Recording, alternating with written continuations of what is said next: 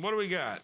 I have some political memorabilia, the Secret Service ID for J. Howard McGrath, Attorney General of the United States. Okay. Some letters signed to him by J. Edgar Hoover, Hubert Humphrey, his White House pass, Oh, that's cool. and half of a $10 bill signed to him. You know, I never got the Secret Service because everybody knows they exist. I came into the pawn shop today to try and sell some political memorabilia from the Attorney General of the United States, J. Howard McGrath. I really don't know what they're worth. Kind of had a number of 1,000 in my head, but we'll see how it goes. Where did you get these? I bought them from his grandson. All right. McGrath was the Attorney General under Truman, late 40s, early 50s.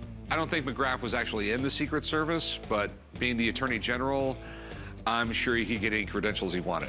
He was the top law enforcement official. J. Howard McGrath was a power player in Washington politics. He was the chairman of the Democratic National Committee when Truman ran for president. So Truman picking him to be Attorney General? Cronyism, you think? These are pretty interesting here. And this right here is... I believe that is half of a counterfeit $10 bill.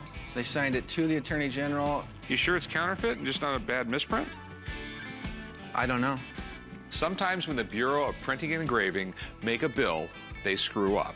Misprint bills can be worth a lot of money to collectors. But counterfeit money, that's a whole different story. It's a federal offense to use a counterfeit bill, so I'm assuming you can't own one.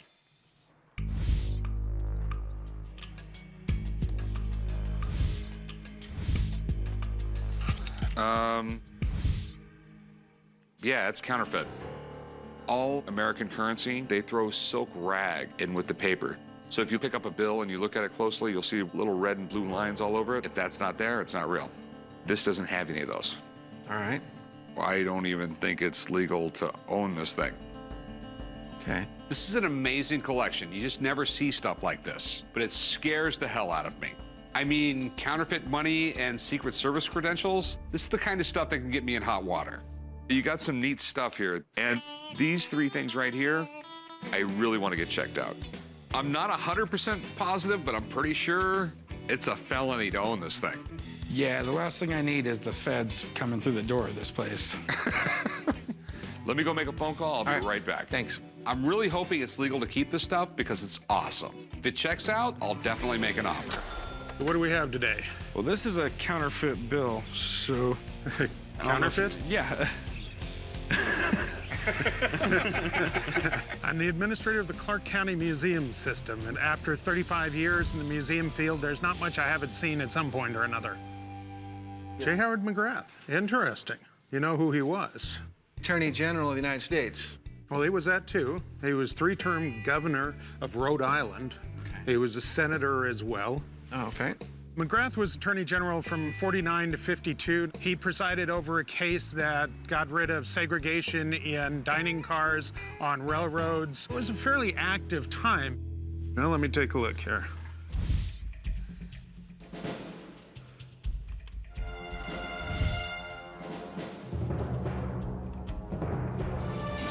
Oh, yes. This is his Secret Service credential. The embossing, the seal is right on this, so this is all right. Normally, if you see one, it's been marked retired, so this is quite unusual. Secret Service passes like this, normally they either have a stripe across them or they're marked retired, so it's an interesting one because it's all completely intact. How collectible is this guy, and is any of this stuff legal to own? Having a White House pass, they are not real common. They are collected. That, on the other hand, you don't want. A counterfeit bill is not legal to own. So, obviously, these guys were probably involved in whatever case this came out of and gave it to him as a souvenir. This is the sort of thing that you don't want to own. In 1950, things were a little looser, and when you're the Attorney General of the United States, some of the laws aren't enforced quite as strongly. Can we shred it? No. Best thing to do is turn that in to the Secret Service. Okay. Thanks for coming in, Mark. Not a problem. You're the best. Appreciate it. All righty. What do you want to do with these? I'd like to sell them. How much you want for them? I'd like $1,000. Not going to happen.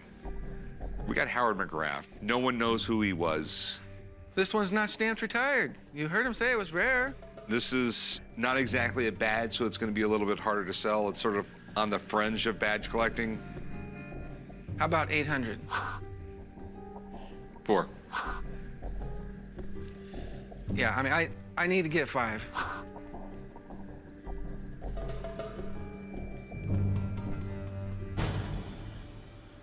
Yeah, I'll give you $500. Good deal. All right, you want to write them up? Yeah, sure. Come with me, man.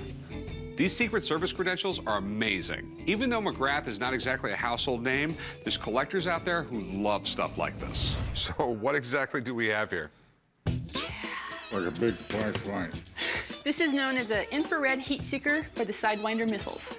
They were attached to the F-4 Phantoms. And should I call Homeland Security now, or? I'm coming down to the pawn shop to sell my infrared heat seekers for the Sidewinder missiles. The reason I want to sell them is because my father needs money. There's a lot of collectors out there would love to own one. I mean, someone could say that they have one of these. It's amazing, amazing piece of technology. Rick, this is first. No, we've never had a guidance system for a missile. I've never really needed one. So this was attached to the F-4? Yes, and they were used to guide the Sidewinder missiles. All right, so where did you get this thing? Well, my father used to do military surplus bidding in the 70s and 80s, and he bid on empty shipping containers, 400 of them, sealed bid. He won it for $25. Okay. As he's loading them into the truck, he noticed some were heavy. He opened it up, and these were inside. This is crazy. A guy buys a bunch of run-of-the-mill shipping containers at a government auction for $25 and finds these inside. That's incredible. But I gotta dig a little bit more before I have the Air Force come breathing down my neck. All right, this is really cool, but do you have paperwork from the Department of Defense or somebody saying you can own this thing? Yes. They were supposed to have been destroyed, but they Okay. ended up at the auction. And this is all from the Department of Navy, huh? Dear sir, the copy of the board's decision on your owning this. Rick, that's official Navy documents. It looks like it's good to go. Okay. So, apparently you own this. But this isn't an actual missile, right? It's been decommissioned. Yes. I believe they're totally safe. Okay. It is cool, though. I mean, I really do dig it. Before this, you had to see your enemy. Yep. These came out. Now you had dogfights where you were just looking at a radar screen inside the cockpit. Right.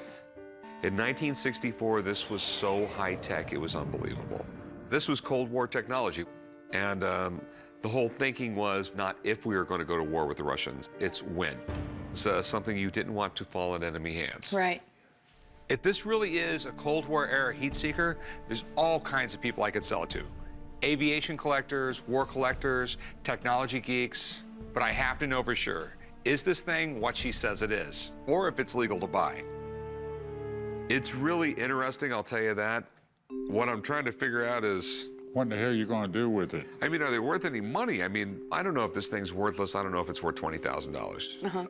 I don't even know if it's legal to own these things. The last thing in the world I want to do is end up on the no-fly list. Let me go give someone a call, and we'll find out what's going on with it. Great. If I can, you can bet your ass I'm going to try and buy this thing. I just don't want to end up with federal agents knocking on my door. Hey guys, how we doing? This is it, the heat-seeking device for an F-4. Wow. I'm a U.S. Marine Corps F-A-18 pilot with 17 years of experience. I'm a graduate of the Naval Fighter Weapons School, Top Gun, and also a U.S. Navy Blue Angel pilot. Now, this is a very interesting item. I'm really surprised that you own this. Do you have documents that say that you can have this? Well, what you do, we have a letter that says we won them. Okay. You know, I almost didn't believe Rick when he called me. It's actually an AIM-9 heat seeker head. They showed me documents and paperwork, so they're legal to own it. It's very rare to have that outside of a military base, let alone in a pawn shop in Las Vegas. So how exactly did these work? This item is basically the top 1.5 foot of a 9-foot heat-seeking missile. If we were to take off this dome, there would be a mirror in there with another reflecting mirror. They would actually spin, and behind that, we've actually got a filter. And that filter would be able to decipher some heat-seeking sources, i.e. an engine on a jet. Probably came out early 1960s. This was leading technology. So we went from shooting bullets, either the 50 millimeter or the 20 cal, and then we expanded it to missiles. And we were the first in the world to do that So instead of shooting from hundreds of feet, we can now shoot out to a mile, mile and a half. So obviously that gave us an advantage early in Vietnam. National security is a big issue, especially nowadays. Back in the 1960s, actually this missile was compromised. Off a German base, an AIM-9 went missing. It was trucked past the Iron Curtain, and a year later, the communists had the exact same missile. So that advantage we had initially in Vietnam was gone by the late 1960s. So you're not like a Russian spy or anything, are you? Yet. Okay, so is there any collector value for this thing? It's in good shape. On a 1 to 10 scale as a fighter pilot, I'd give it about a 9. It's pretty neat. No one really has one. It's really commercial value, nothing. I'll be honest with you. You know, it's hard to put a dollar on it, but aviation museum, aviation nut, you know, heck, I'd like to have one at home. So. Okay. All right. Thanks, man. You bet. I appreciate you coming out. Good to see you. As a fighter pilot who has fired the AIM-9 missile, it's exciting to see this. If you find a person that really is into it, perhaps an old Vietnam F-4 pilot or somebody like myself, that could be a perfect item for him. So how much were you looking to get out of this? About $3,000? No. I just don't know what to say. I'm thinking $500 and maybe I can do something with it. Maybe I can't. I don't know. It's a real shot in the dark at $500. You don't think this is worth more money than $500? I think it's a neat piece of history, but it's an antiquated thing that's going to sit. So $750's out of the question. $750's out of the question. I'll tell you what. I'll go $550, and I'm crazy even buying it, I think.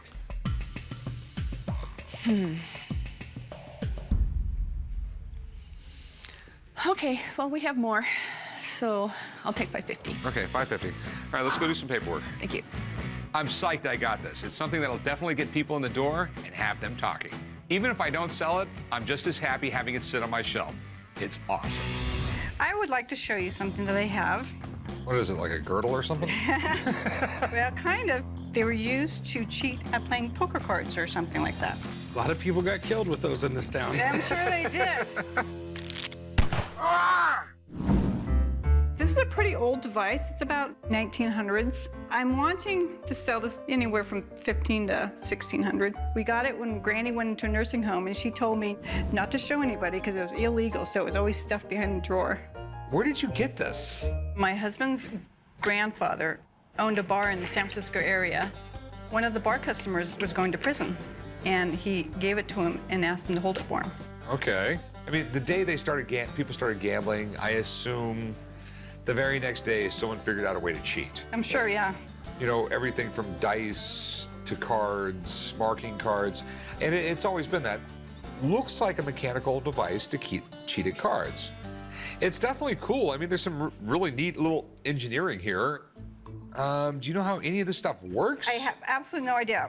Okay, I mean, we have like a little cord. Dad, put it down. I'm trying to figure it out here. You're gonna break it. Yep, you See, just that's broke what it. I thought I would have done. Okay. Now you broke it. Of course, my dad has to pretend like he knows exactly how this thing works. Vegas may be a gambling town, but this is a little out of both of our wheelhouses. So what are you looking to do with it? Do you want to sell it, or I just want to sell it. any idea of what you want for it? I'm thinking the range is anywhere from $600 to $6,000. Okay, well, I'm gonna have to call a friend of mine to come down and take a look at it. There's no way either of us are gonna know what this is worth. Yeah? I mean, it's, Who would you be calling? I've got a friend who's a magician on the strip and collects all types of this stuff, and if anybody knows about it, it's gonna be him. Let's do that. That would All be right, great. Be right back. So I'm kind of concerned that the guys want to call a magician, and I'm not sure if a magician is qualified to give me value on a gambling product, but we're gonna see. This is really cool, actually. Do you ever heard of the saying, "There's nothing up my sleeve"? Mm-hmm. Okay, well, this is the device that it started from. I can see why Rick called me in for a cheating device, because in magic, that's really what we do. We kind of cheat people out of reality. There's a guy who invented the first living device named Keplinger, and he was the #1 con man in the West Coast. He went up and down the Barbary Coast, the San Francisco coastline, cheating people. He came up with the first type called the Keplinger holdout. It was a card holdout, which meant it would actually hold the card within your sleeve, so it would hold it out until it would be switched with the cards in your hand. This is really intriguing. Now, this one by looking at the wells and the joints, the way it's designed, this is actually a Martin San Francisco card holdout made in the 1920s, 1930s. All right? Well, do you know how it works? Yes, I do know how it works. And I actually brought a deck of cards with me. Cool. So here's what would happen. This area here is always called the thief. The reason why it's called a thief is because it would sneak out from your sleeve, grab a card and steal it, pull it back into your actual sleeve. And it actually fits right. All right, see how it pinches it. And this goes against your forearm. Rick, I'm gonna have you help me. Do me a favor. Take that. Okay. Now, when it runs down your body, it comes all the way down with all these round joints. That's why they're round, so it rolls properly, all right? Now, this would be attached between your knees, and you'd open them up. And as you do that, it should slide. As long as we keep it pretty well linear, it should slide out. So pull it. Pull it? Yeah, you can pull. Oh, So cool. that comes out? Your secret All has right. been told. Keplinger's success actually got the best of him. He got caught by some gamblers. They offered to either kill him or him to make the device for them. He made the device for them, and they all went out cheating people. They all get caught, and they went to jail for the rest of their lives. So what do you think it's worth? These are really cool because there's not many around, and this is an amazing shape. So a lot of people use them for museum pieces, or they use them as a cool thing in their home to display. For a value on this, what you're looking for is anywhere between $1,500 and $2,200. Woohoo! All right? That's great. Thank you. man. You're welcome. Thanks for having me in. it, buddy. Good seeing you guys. Thank you. Pleasure meeting Appreciate you. it. Thank you. All right, we'll see you guys later, all right? Have a good day. All right. He said it would go for like, what, 15 to 22? Retail. that was like retailing it. I would give you $800. 2,000. There's no way I could give you 2,000. There's just no way. There's no money to be made. How about 15? No, I'd give you like $800. It's going to be difficult to sell. 13. You can always put it back in the sock There's drawer. wiggle You room don't at have- 13. You don't have- heard the guy. All right, $900.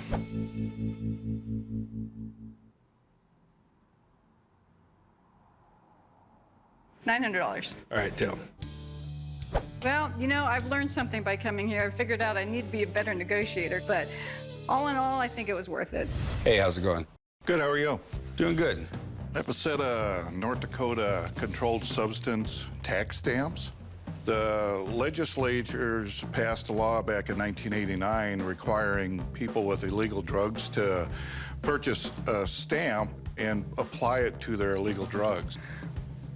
Who the hell ever would do that?